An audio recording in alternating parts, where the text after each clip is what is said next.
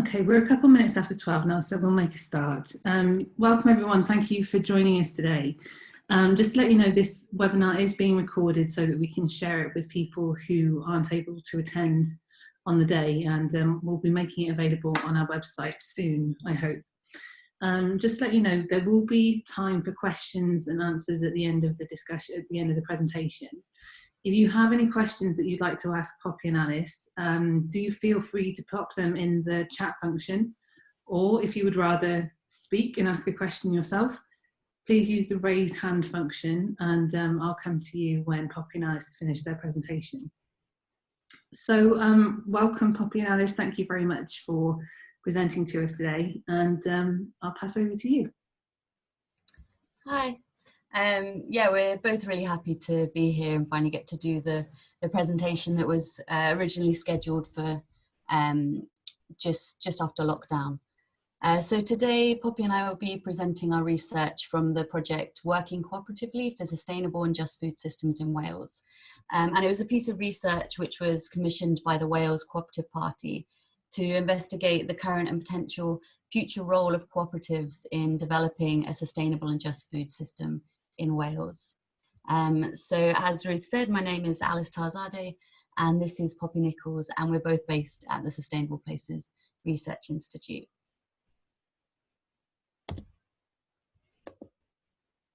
So we're going to start by giving a bit of context and introduction to the research. Then we'll cover our findings into cooperative ways of working in Wales. And in this, as well as our policy recommendations, we broadly focus on production, processing and distributing, and then learning, training and advice. We're going to look at people-centered approaches, which is what we've, the approach that we've taken with the paper that we've recently published, and then finish off with the policy recommendations that we gave to Welsh Government. Thanks, Alice, and hi everyone. Thanks for joining today. So just beginning with a bit of context and introduction. So we have based the kind of report and our work on an understanding of sustainable and just food systems. So when we talk about sustainable food production, we're drawing upon the Eat Lancet Commission's recent report, which recognises sustainable food production as that which stays within safe planetary boundaries whilst also providing a sustainable healthy diet. And within this report, they talk about a planetary health plate. And as you can see on the left, there's a plate which consists largely of fresh fruit and veg, but also whole grains and plant source protein. And then also smaller amounts of unsaturated plant oils. Meat and dairy are there, but they're a much smaller proportion than perhaps some of the other dietary recommendations.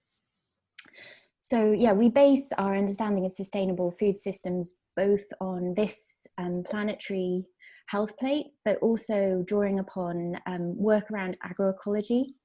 So yeah, within our work, we identify agroecology as a potential leverage point to improve environmental and human health outcomes, and as a pathway to sustainable and just food systems.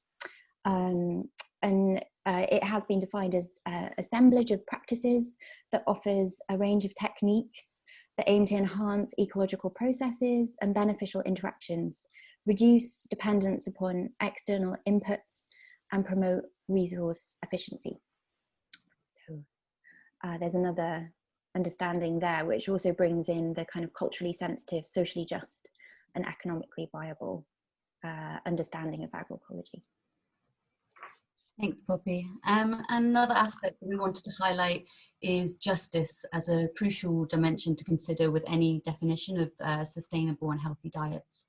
So as the American food justice NGO Just Food emphasize, healthy food needs to be understood not only as fresh and nutritious, but also affordable, culturally appropriate and grown locally with care for the well-being of land workers and animals, and with communities exercising their right to grow, sell and eat healthy food. So integrating these definitions, we also draw upon Agyeman et al.'s understanding of just sustainabilities, which are defined as the need to ensure a better quality of life for all now and into the future in a just and equitable manner, whilst living within the limits of supporting ecosystems. So if we turn to Wales and the current picture in Wales, as these figures indicate, there's still a way to go before we do achieve both just and sustainable food systems. So recent figures suggest that around 1 in 4 people are living in relative poverty in Wales after paying housing costs, and around 1 in 5 people are worried about running out of food. And as the COVID-19 pandemic illustrates, there's very fragile kind of levels of security, and in fact food insecurity has increased as a result of COVID-19.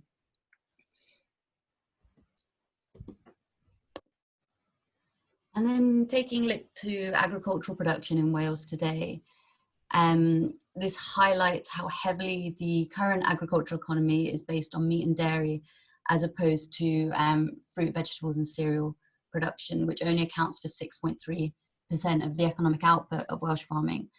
So if you look at this diagram, it's quite striking how it's almost the inverse of the Eat Lancet planetary health plate.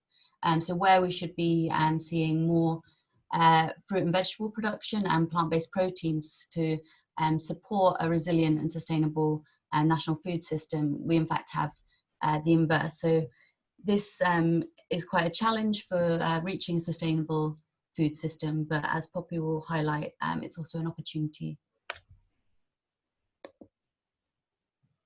Thanks, Alice. So yeah, currently it's estimated around 0.1% of agricultural land in Wales is used for growing fruit and veg. And a recent study suggests this equates to around 5% of Wales's 5-a-day requirement. So whilst this does highlight the kind of shortage in terms of production, it also highlights a potential opportunity for scaling out fruit and veg production and sustainable food production within Wales.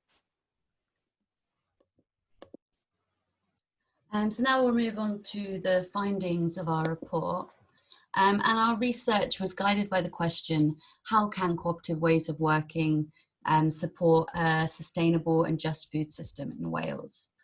So in Wales, we identified a range of organisations and businesses that employed cooperative ways of working within the food system.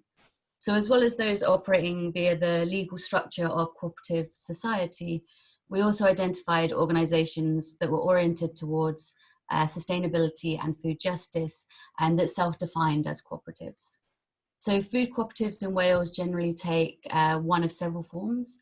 You have producer or service cooperatives, which are between producers, worker or multi-stakeholder cooperatives, which are within food businesses, or consumer cooperatives, which are between consumers. So there are around 60 food and agricultural cooperatives that are currently registered in Wales, which range from community-run village shops to producer-led quality assurance schemes. And additionally, there are a number of more informal cooperatives. One of the biggest cases of this is around 300 food cooperatives across Wales that had been created since 2004 as part of the Community Food Cooperative Programme, which was funded by the Wales Rural Regeneration Unit. However, when we sought these out, since the funding had ended in 2015, a large number have since ceased to exist, which points to an issue that we'll highlight later on sustainability of funding. So within our research, we focused on looking at a cross-section of cooperatives, as you can see in the diagram here. And this was based on size, function, and sector.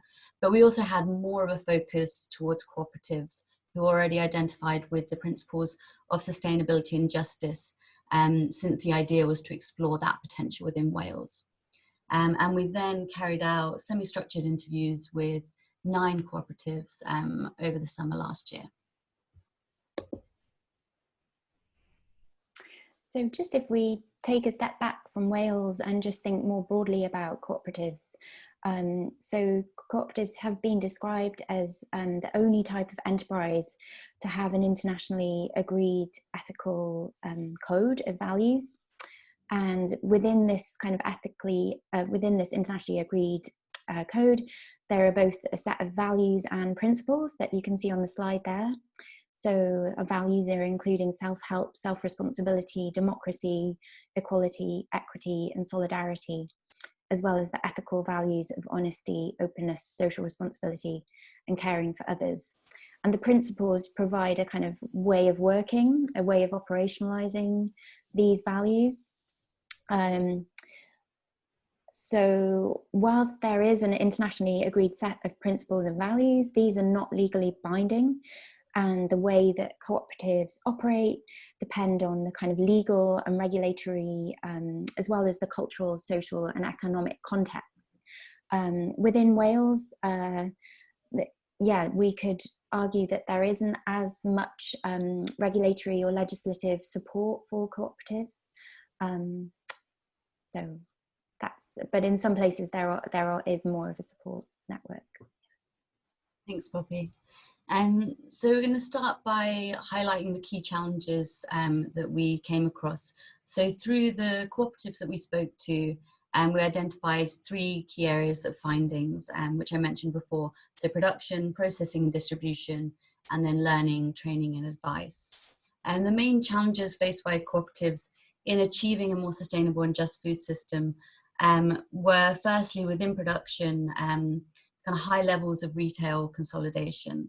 So power within food supply chains has dramatically consolidated over time, and producers face the challenge of competing within this food system, which is based upon production of cheap food, which has to cover often costly distances.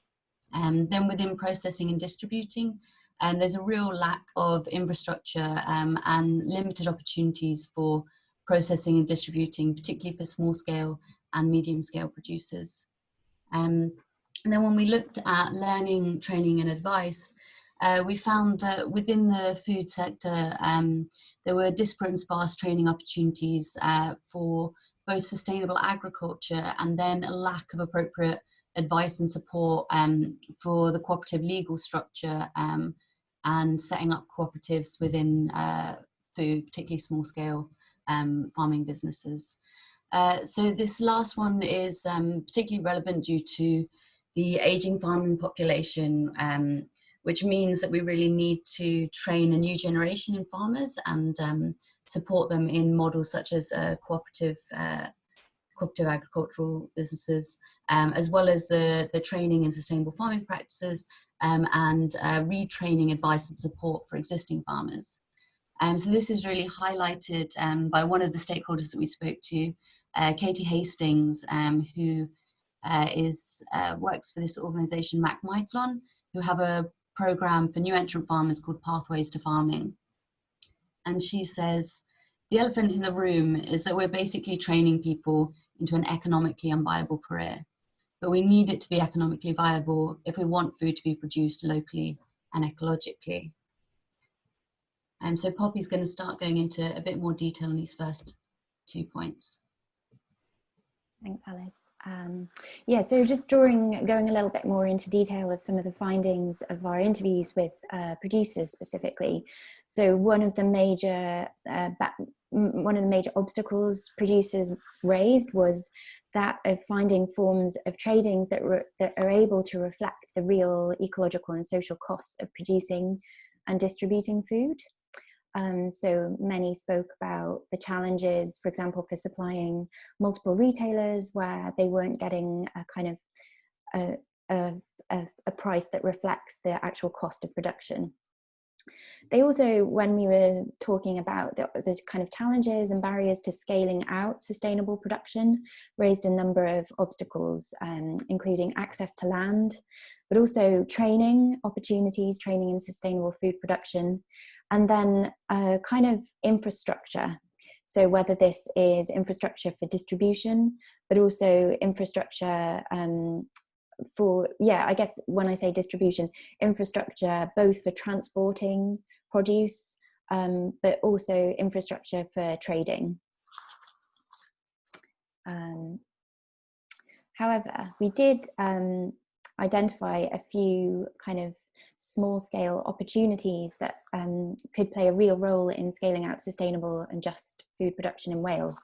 So community-supported agriculture could be understood as a way of producing and trading food cooperatively.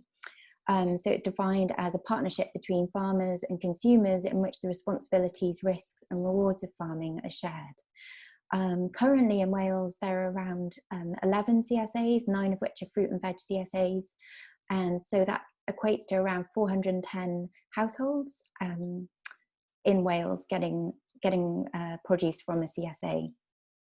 So we did, one of the cases was Cyfeirir, which is one of the largest CSAs in Wales. They have 120 shares, and they also have a traineeship model. So 2 of the trainees have now gone on to secure employment within sustainable food production. One of them you can see on the left, Lizzie, is now assistant grower at Cyfeirir, and another has set up a salad enterprise on the land of Cyfeirir. And another of the apprentices is actually in the process of setting up a sister CSA within the Gower Peninsula. So CSAs could play a role in supporting the scaling of sustainable and just food systems within Wales. The second area that we focused on was distributing and processing cooperatively. So a number of producers raised kind of the challenge of distributing and processing within, when we were asking them about the kind of challenges that they face. This was particularly for meat, dairy and cereal. So you can see the quote to the left, Katie, who was involved in growing 140 kilograms of oats. These oats then couldn't be dehulled for human consumption because there were no dehullers in Wales. So access, as Katie says, we need funding for shared grain processing hubs, which will allow more small-scale growers to grow grains and have them eaten by people in their communities. So this came up as one real obstacle, the access to equipment for processing, particularly cereals. And then also there's been a kind of major reduction in small-scale abattoirs, combined with a rise in really mega hub abattoirs. And a lot of small-scale meat producers raised that as a real challenge for kind of selling their meat. So yeah, the lack of processing units for meat was also an issue. There was also the potential lack of expertise, and perhaps although we didn't meet many plant-based protein producers, we recognize that as a potential gap, and this also brings with it a kind of need for more processing equipment and ways of distributing kind of plant-based proteins. So working cooperatively could be a way of addressing some of these challenges that were identified by small-scale and medium-scale producers in Wales, both through working together to share equipment and processing, and working together also to distribute and reach markets. So you can see that image, to the left of the last slide, is L'Atelier Paysan, a French cooperative, and they are a group of farmers who work together to share equipment, but also support training and farmer-to-farmer learning. So just on the next slide, we identified kind of 3 key opportunities for scaling out cooperative ways of distributing and processing. So this could be both processing units, so working cooperatively to share the cost and tap into markets collectively. And then food hubs as a way of cultivating community-based exchange. And then finally, public procurement as a potential way of really using public funds to scale out cooperation within Wales. We also identified platform cooperatives as another key player within distributing and processing cooperatively. So platform cooperatives are understood as a digital platform designed to provide a service or sell a product. that's collectively owned and governed by the people who depend on and participate in it. And the Open Food Network is an example of a platform cooperative. So the Open Food Network creates an opportunity for producers to sell their goods online and to determine the prices. And as this little orange quote shows, there's been a real increase in turnover as a result of during this period of COVID. So it's around an 850% increase in turnover through the platform between March and May. Yeah, so the Open Food Network is one kind of example of a platform cooperative. So yeah, I guess it's just thinking both about the physical spaces for distribution and processing, but also the digital spaces that can support cooperation.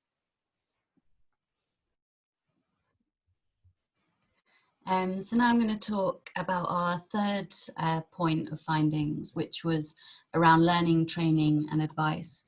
So within this, we identified 4 main areas which need to be considered in order to scale out the impact of cooperative ways of working for a sustainable and just food system. So firstly, there's the actual advice and support in setting up and managing cooperatives.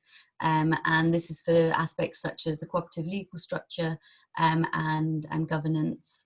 And our findings showed a gap in support for agricultural cooperatives within Wales, particularly small-scale production cooperatives. And what we believe is needed in this area is more support in order to raise awareness generally of the cooperative model, to support new and emergent sustainable cooperatives so that for the future of Wales, and then give advice and support to cooperatives of all sizes and sectors in food, regardless of their turnover. And finally, more broadly within the business advisory services, an awareness of the cooperative model and legal structure to give advice to businesses of that as an option. And then looking at the cooperative principles that Poppy mentioned earlier, one of the 7 cooperative principles is education, training and information. And another one is cooperation among cooperatives. So this means the need for education within cooperatives about cooperative ways of working and education between cooperatives. So although we found in the cooperatives in our study that having the legal structure of cooperative society didn't necessarily mean embeddedness of cooperative principles, one of the key stakeholders that we spoke to did say that they believed that the legal structure ensure the sustainability of cooperative ways of working within the business and maintaining those over time. Additionally, in terms of educating between cooperatives, we found several examples of cooperatives supporting each other with mentoring and training and in sharing their cooperative models and values. Then we also chose to look at the food training landscape more widely and the opportunities for sustainable food systems training. And what we found were there some key concerns highlighted in terms of several interviewees experiencing the training landscapes in Wales as sparse and disconnected. So they identified a need for apprenticeships, for formal training and for training centres. But there was also a recognition by some interviewees, particularly the larger cooperatives, of the need for accreditation in order to value skills gained in training and ensure that they were transferable between contexts. So one of the key issues highlighted generally with respect to learning, training and advice was the damage of short-term funding in this area. So some interviewees felt this led to low quality training opportunities as training programs couldn't be developed over time with the same organisation. And further also discontinuity in support for different sectors and making it difficult to keep up with who was offering training, which might lead to lower uptake of training opportunities.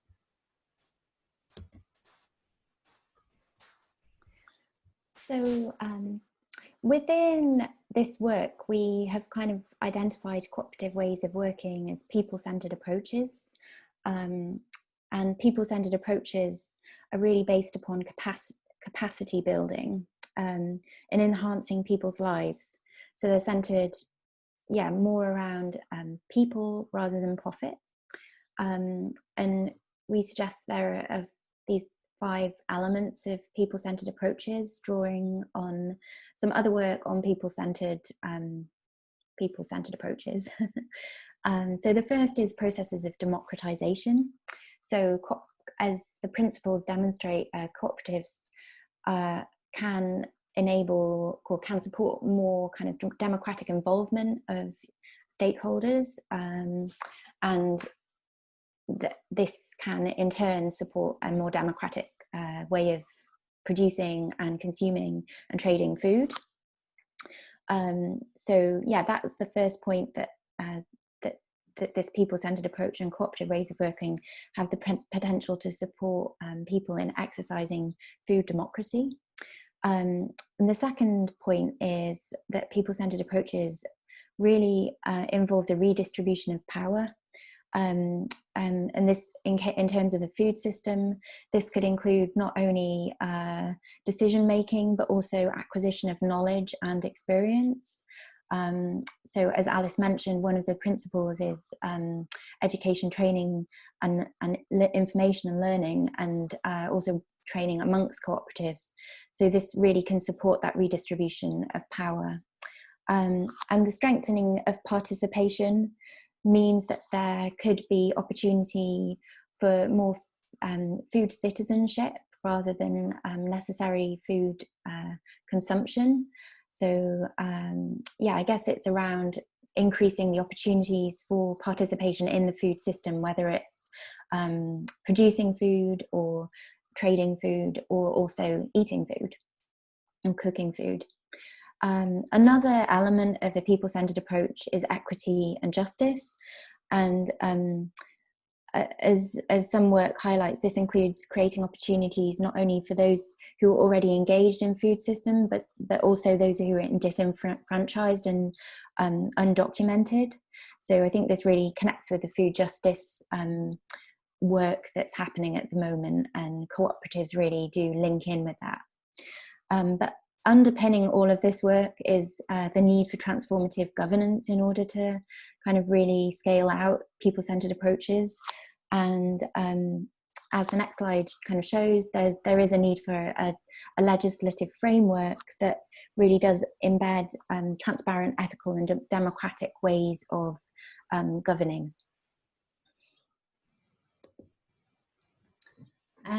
So at this point, we wanted to highlight a case that isn't in our report, which we've recently come across and think is a good example of a people-centered approach. So the cooperation town model is a relatively new movement of community-led food cooperatives serving low-income neighbourhoods in the UK, with groups like Cooperation Birmingham and Cooperation Kentish Town at the forefront of the movement and encouraging food co-ops to be set up across the country. So the initial inspiration came from Cooperation Jackson in the US and is now spreading in the UK, particularly amidst the COVID-19 crisis. And Cooperation Jackson is a broader cooperative model than just a food cooperative, and is strongly focused on social justice. It describes itself as an emerging vehicle for sustainable community development, economic democracy, and community ownership.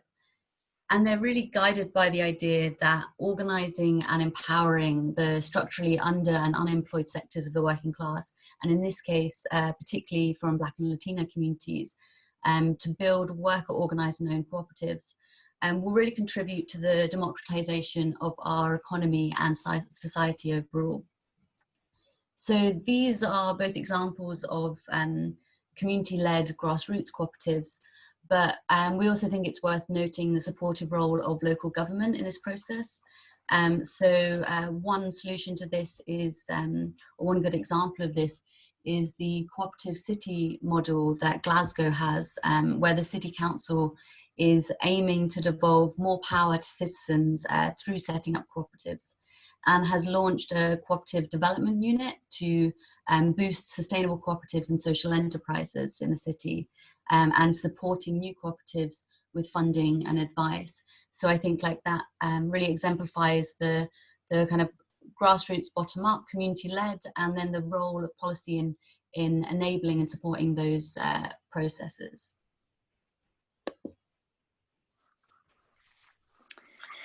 So,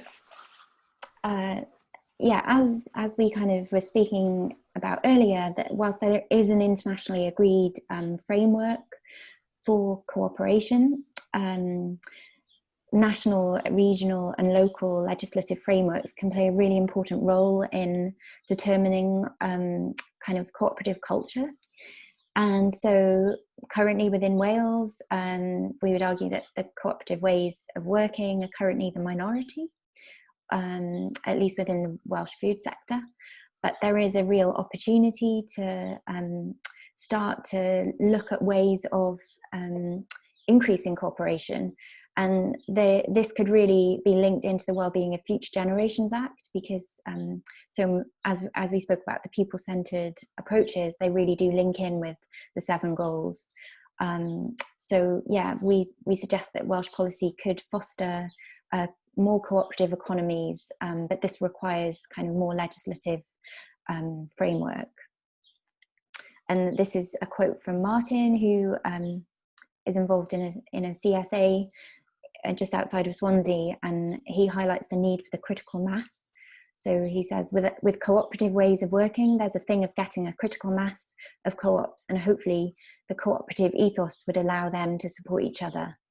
And I guess the legislative framework and governance could really support reaching that critical mass, which can then, at that point, other cooperatives, the cooperative culture, can start supporting cooperation. Thanks, Poppy. So we're going to finish with the policy recommendations that we outlined in our report. And based on our findings, as well as drawing upon both Welsh and international case studies, we devised 3 strands of policy recommendations for Welsh Government. So the first focuses on cultivating sustainable, just and cooperative food production. The second on co-producing local food economies and cultures through food hubs. And then the final one on supporting cooperative Welsh economies through information, training and advice. So within the cultivating sustainable, just and cooperative food production, we highlight that scaling out horticultural and arable production could play a really important role in meeting sustainable and healthy diets within Wales. But this also requires support in terms of land and infrastructure, particularly for new entrants. So the role of policy could help a new entrants and existing producers with access to land, infrastructure and markets. And also addressing some of the current challenges of the planning process, especially for agricultural settlements or agricultural sites under 5 acres, that there's a real obstacle in terms of getting planning permission for buildings. So this is one thing that could really support small scale and medium scale producing. And then in terms of co-producing local food economies and cultures through food hubs, we highlight that infrastructural and setup support for cooperative ways of processing, but also distributing food could really play an important role in scaling cooperative ways of working. And we also just highlight the importance of working in a way that speaks with diverse communities in the design and potential use of these bits of infrastructure. Yeah, because I think in that, and something that we highlight in the paper is of not taking an uncritical approach to local food economies and the need of such solutions to really serve all of the community and address the current inequalities that we have in our system. So finally, looking at information, training and advice, our policy recommendations on that are firstly to support the setup of regional training centres for sustainable food production, as this is a really critical area at the moment. And then secondly, to offer more training and support for cooperatives, as well as the food hubs and food centres mentioned, which will enable those local food economies and that connection embeddedness with the community. And then finally, embedding cooperative education into educational policy. And there's some really interesting examples of this in different places in the world.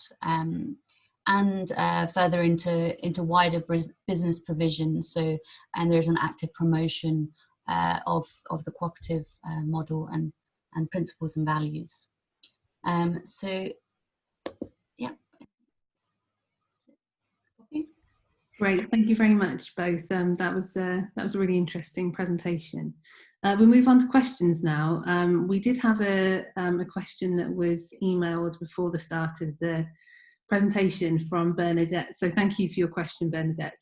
She asks, how well are coastal or small-scale fisheries represented in Wales in the food system? And if they are, how are they working within the food system?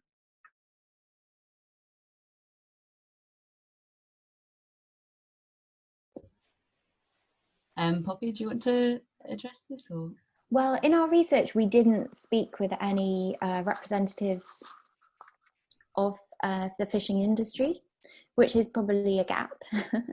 I think one of the reasons was we were particularly interested in the planetary health plate. So we were really looking particularly at horticulture and arable. But I think it's a really good question, and I think there are examples around the world of cooperative fishing cooperatives. So yeah, I think they do play a role.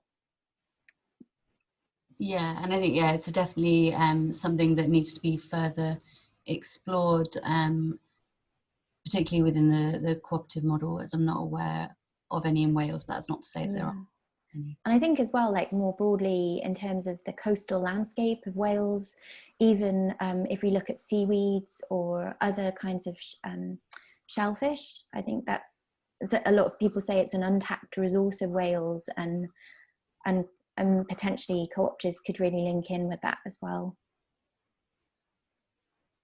Thank you both. We have a question from Rob, so thank you, Rob, for the question. He says, my question is about the relationship between these local democratic and cooperative structures and technology. Many people frame the solutions to the problems we face in the food system as a need for more technological fixes. A good example is fake meat, plant-based proteins, which are well disposed to corporate capture, e.g. the vegetarian butcher is owned by Unilever. Do you see these kind of cooperative and local approaches as compatible with these sort of tech fixes? For example, producer co-owned processing facilities, or do you think such approaches are incompatible? I think it broadly is based on which approach you're coming from. So at the beginning, we set out that we're guided by principles of agroecology, which does tend to not avoid technology, but limit the impact of harmful technologies on the environment.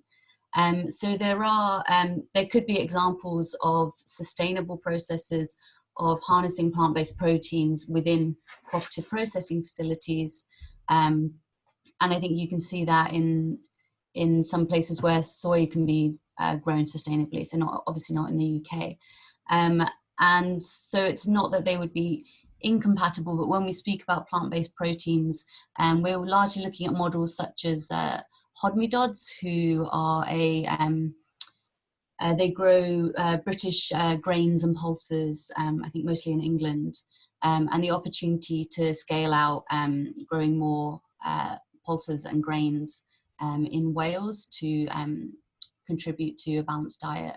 And that requires processing facilities as well as farm machinery for harvesting that could be much more viable if it was shared and had the infrastructure support to develop that. Poppy, did you want to add something to that? I guess, yeah, just going back to the planetary health plate, there's a real focus on whole grains and plant-based proteins, which maybe linking with the hodmedod could include, for example, fava beans or chickpeas that are being grown in the UK. So, and I guess linking in with the underpinning idea of regenerative forms of agriculture. So if these new forms of plant-based proteins are tapping into a regenerative approach, then maybe there is a role for them. But I think it's also the issue of power within these technologies. So how are the technologies? Are they open source? And are they maybe offering types of produce that otherwise wouldn't be available for certain kind of cultural cuisines? So I think, like, yeah, it feels like there could be scope for new kinds of ways of using and consuming food, and technology plays a role in that, just as the kind of platform cooperatives really do harness the kind of opportunity of working virtually, but in a cooperative way. But I think, yeah, going back to what Alice said about agroecology, that it would need to be underpinned by this kind of regenerative approach and also a food justice approach in that. And I think just a short point on that, highlighting power is really crucial. So you give the example, Rob, of Unilever, and what would be different if you use technology with a more cooperative approach, like the Open Food Network, but also like, for instance, FarmHack, who develop sustainable, low-impact technologies and then put the plans, and they develop that cooperatively and then make those plans open source for anyone to use that technology themselves. These kinds of technological solutions, which have very low impact and increase our capacity to grow food sustainably and cooperatively. I think, yeah, where that power is distributed and those things are cooperatively decided upon, it can support the scaling out of sustainable food systems. Thank you both. We have a question from Hannah next. Thank you, Hannah.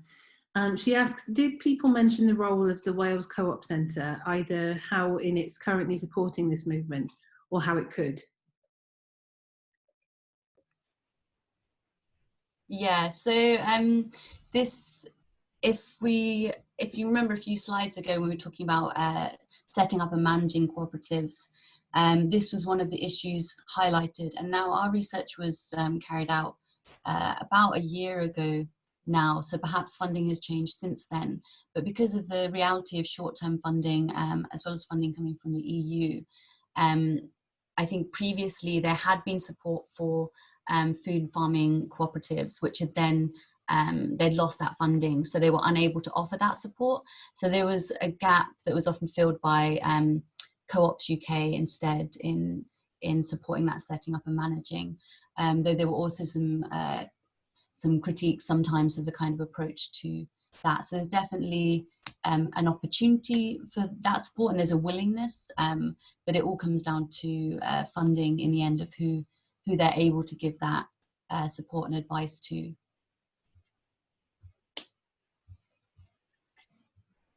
Thank you, Alice. We also have a question from Isa. Thank you for your question. I agree with having more sustainable small-scale co-ops, but I believe that there has to be a change of the dietary habits and preferences of the general public. So I think this would be a successful career option. How do you think this could be achieved? And would the products produced in CSAs be accessible cost-wise to lower income groups? I think this links in with the kind of people-centered approaches.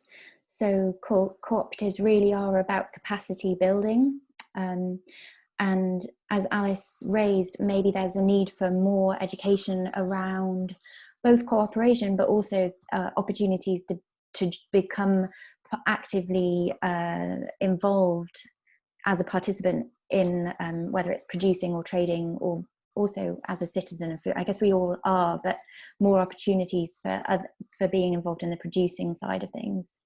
And in terms of the cost-wise question, there are some cases of CSAs where there are sliding scales, and even one really inspiring case in the US where there are actual kind of bursary shares for people who are just released, just have been incarcerated, and are kind of recent refugees or asylum seekers to the community, and the pricing is based on, for those who are working, based on income. So I think there are ways to make it accessible.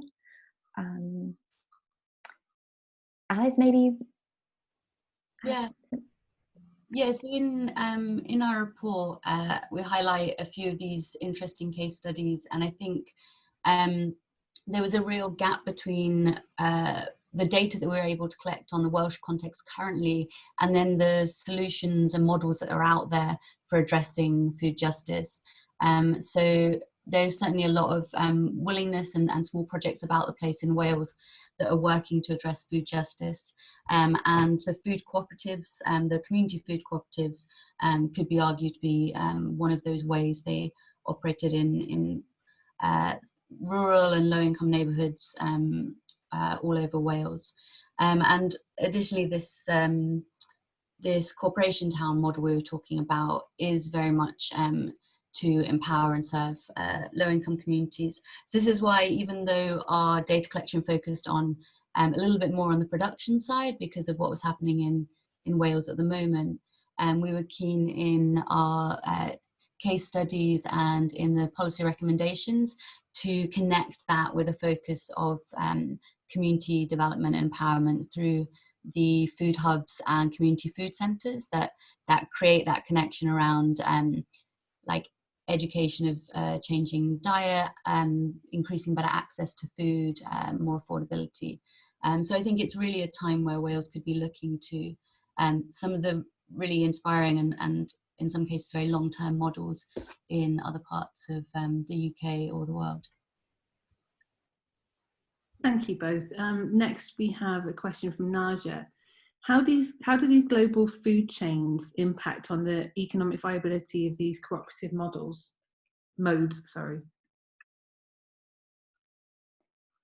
I think massively.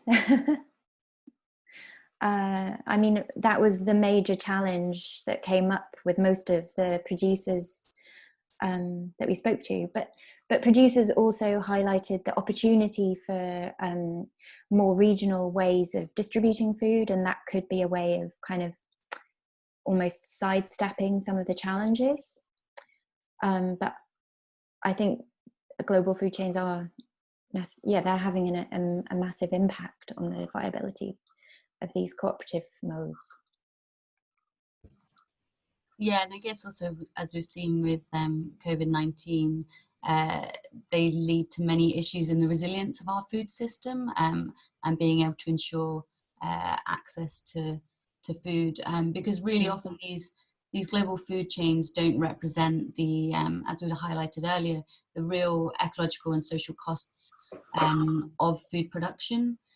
So these are often undercutting the cooperative models of production and most farming, to be honest. It's not just cooperative farmers, but those who those forms of production that are more ecological and social do really face this challenge of competing in a very unfair global food system. On another, from another dimension as well, we found that some of the larger cooperatives, especially dairy cooperatives, that actually working as a producer cooperative meant that they could sell their produce within more kind of, for example, selling them to multiple retailers, so almost more participating in these global food chain economies.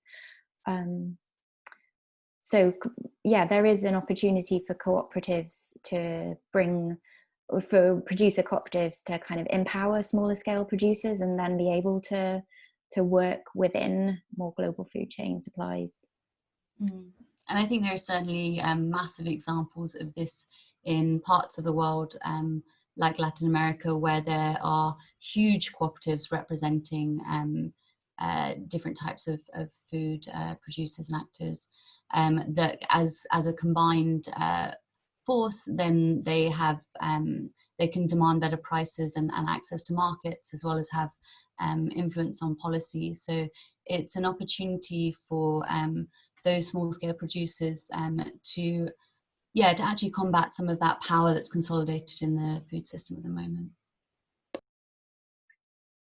Thank you both. That's all the questions that we have on the chat. So if anyone else has anything they'd like to add or comment on, feel free to raise your hand.